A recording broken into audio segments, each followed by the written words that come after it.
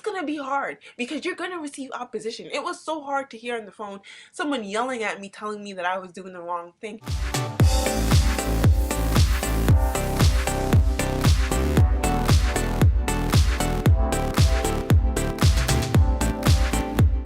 Hey everyone, so in today's Monday devotion with D, I'm gonna talk about something real personal.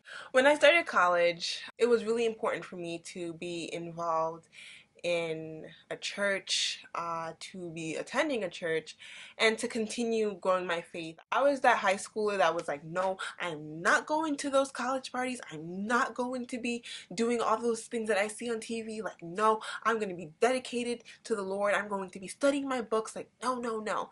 And which was good. So I tried to like find like a specific church. And when I went to that church, I was like, okay, this is not the church that I'm attending. So then I was going to the church on campus, and that also was like, yeah, I wasn't cutting it.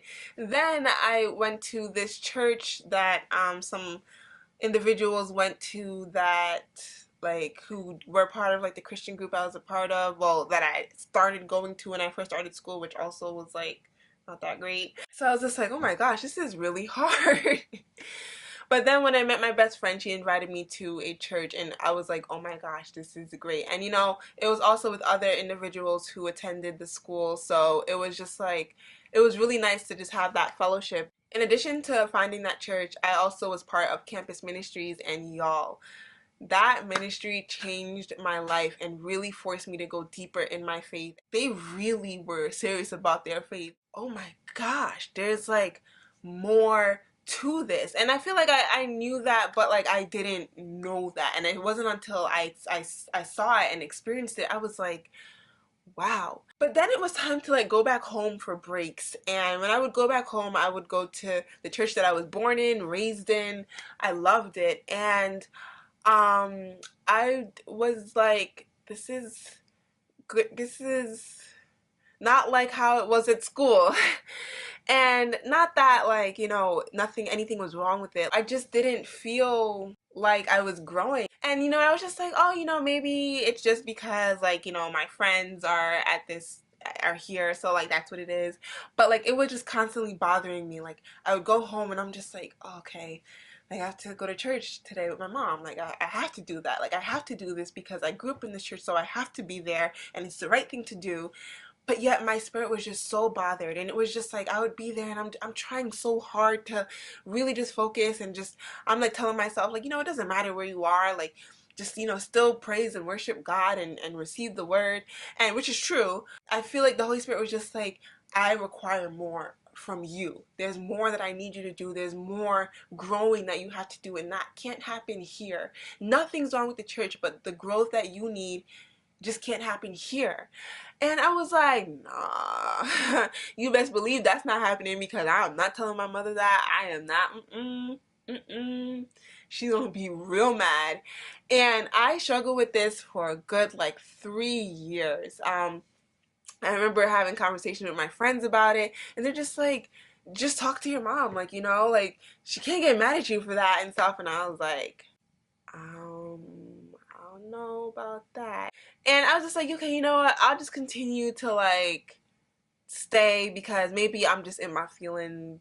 Maybe I'll get over it. It'll be fine. And for 3 years, it did not go away. That feeling did not go away. So some of you can probably relate, where you're just like, you've been at a church all your life, or the church that you were raised in, and you're kind of just at a point where it's just like, yeah, this is not really for me anymore, but you don't really know how to go about taking those steps. I 110% understand. I remember like one Sunday I was just like, I need to do this. So like I remember I sat down and like talked with my mom, and she didn't fully understand, which I expected, but it was fine.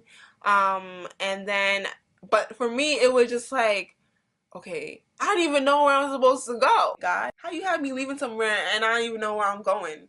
That looks foolish. And I tell you, I did not want to do it because I did not want to break my mom's heart. Eventually just like started going to like different churches in my area, and I was like, okay, this church is like this church is like and there was one church that I really liked, and I was just like, ooh, like, and it wasn't just like, oh, I just like this because of this, but like the word was so good, and I like the worship, like I literally was crying in worship, like at how amazing it was, like just feeling so at peace and thinking to myself like, wow, like wow, take a step out on faith, because you don't realize that how much peace you are forfeiting by staying in a place that you are not supposed to be. Now, I'm not saying that there's anything wrong with the church that you grew up in or raised in, but there's times where it's just like that spiritual growth, you received what you needed, and it's like God is calling you to different things. God is calling you to serve in different areas,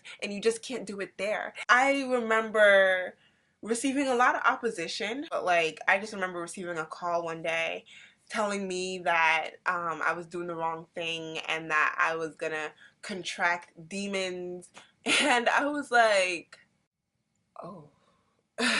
But yeah, I was called foolish. I was told so many different things, and it was hard. It was so hard. And I remember one morning, I went to church literally crying because of just all the opposition that I was feeling. And I remember one of my mentors came to church that Sunday that I was so upset, and like worship was great, and then at the church I'm literally just crying my eyes out to her, and she was just like, you have to understand that when the enemy sees that you are moving forward, when the enemy sees that you are trying to go deeper in your faith, trying to grow in your faith, and he sees that you don't want to be comfortable anymore and you're stepping out on faith, he's going to do everything in his power to distract you. And he's not going to just send random people to distract you. It's going to be individuals who you love and care for, individuals who you know that what they have to say is going to affect you.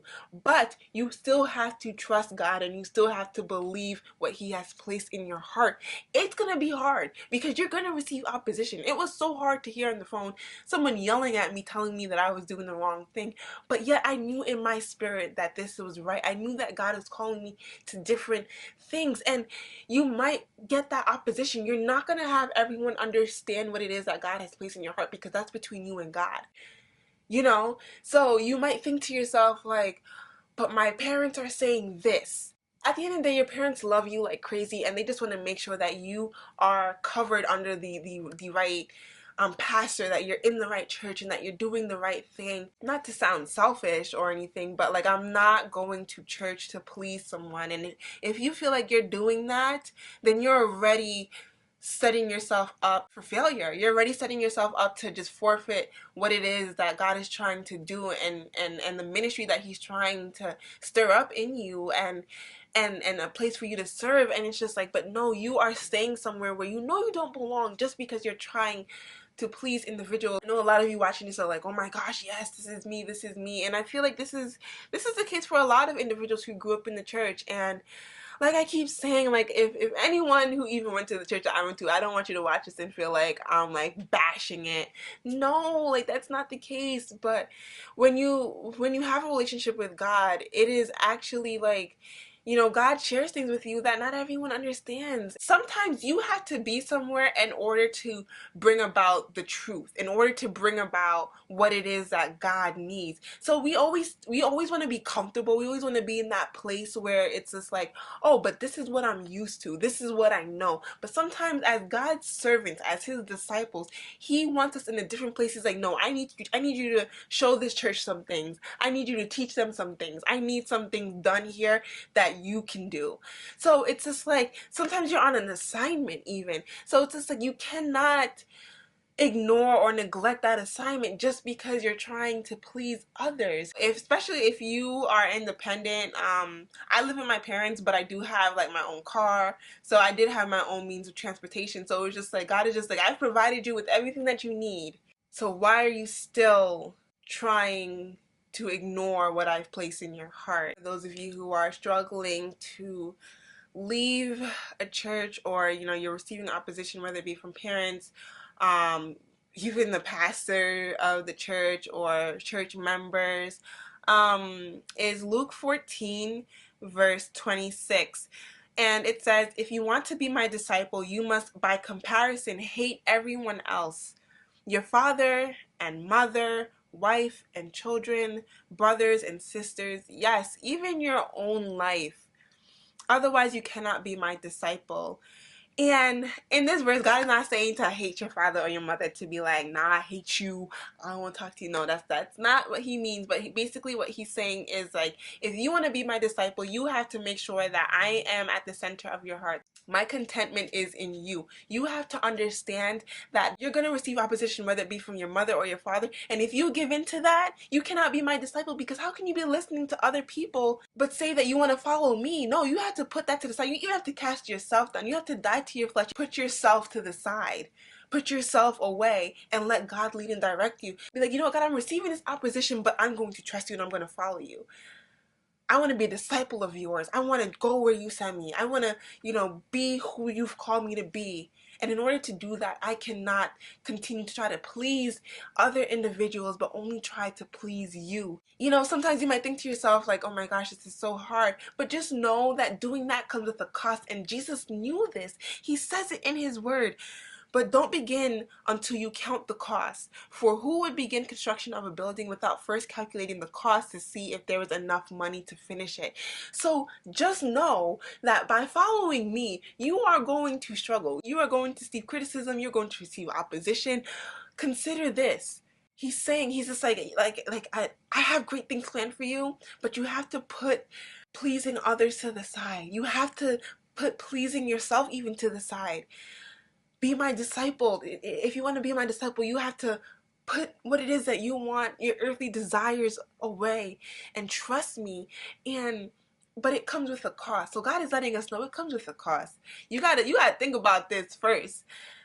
But just know that it is truly rewarding. You know it's God when you have peace. And I just remember being at church and just feeling so free, and just like I remember I was talking to the pastor and he was just like, wow, like I love the way you worship, not realizing that my worship was just an example of how free I felt in that moment of just being like, wow, surrendering literally everything. And when you finally take that step out on faith, you'll feel that freedom. It's hard, but you will feel that freedom and that peace. In terms of finding a church, y'all can watch my other video on that. I feel like it's still really hard for me at the point that I'm at, because I go from school and home, so I'm not like at one church for long periods of time. And so I just can't wait till I graduate to just, finally be at like one church. Trying to leave your church, if you're struggling with finding a church, if you're just struggling, I'm right there with you. I went to a meet and greet with Joseph Solomon that he had in Brooklyn, and it was so cool. And I just loved that he was humble enough to just not just be like, oh, just come meet me, I'm a celebrity, hey. But he was just like, no, like I actually want to have a conversation and pour into you all. And I had asked about like, finding a church or feeling like you want to leave a church, and just, this is when I was still like struggling. And I remember one individual was saying like, don't just try to leave a church just because you want to see certain things, like, oh well, I want to do this and this church accepts it, so I'm gonna go there. And this shouldn't be like a candy store where you just pick what you want and put it all in the bag and you're trying to like find the perfect church, because there is no perfect church. But don't try to do that, but instead really just, if you feel like you've been serving, if you feel like you aren't growing, or if you feel like it's just like, instead of always asking like, what can the church do for me, have you asked yourself, what can I do for the church? Are you even serving? Are you even trying to grow spiritually? Because sometimes, we tend to feel like we need to be baby and have people do all these things for us, but it's not the case. Like, you're gonna get what you put in. So it's like, have you been putting in? Have you been trying to grow? Have you been investing and you feel like you're not growing spiritually? Or or sometimes God could just be telling you like, no, I just need you to be somewhere else. And so kind of just differentiate the two. This is not a game. This is not like, oh, I'm gonna just play church tag. But you just want to make sure that you are at a place where you're not just like saying like, oh, like what can the church do for me? And if it can't do this, that, and the third, then I'm not going to be in that church. But no, It's like you can make it what you want. That means getting involved, joining a life group, serving in a church, because that's how you grow. What are the right reasons, Donicia? What am I supposed to do? How is this supposed to work? How? And this is where prayer and having a relationship with God is super important, because God will share that with you. He will confirm some things with you, and yeah, and this is some of the stuff was said in the other video that I recorded with my cousin, so you can go check that out. I'll link it below, I'll link it up here. I don't know where I'm gonna link it. I'm linking it somewhere, so you can watch that video on how to find the right church. And yeah, so I hope that this video was helpful for individuals who are struggling. Trust me, I've been there, still am there sometimes, but I've just come to the point where I'm just letting God lead. I stopped planning things a long time ago, like last week. Step out on faith. Don't be scared to do it. And just know that God is seriously leading and directing you, and He's not going to leave you hanging. So that's it. That's all I want to share in this video. Please, y'all, if you have any questions or anything that you want to share, please do not hesitate to comment below, or you can email me at behismasterpiece@gmail.com. I hope you all have a great rest of your week. I hope you enjoy it. Smile, because your smile is seriously so beautiful. Like, you don't understand how much you can change someone's day just by smiling. You don't even understand how much you can change your day just by smiling. So smile, have a great week, love God, love people, and as always, be His masterpiece.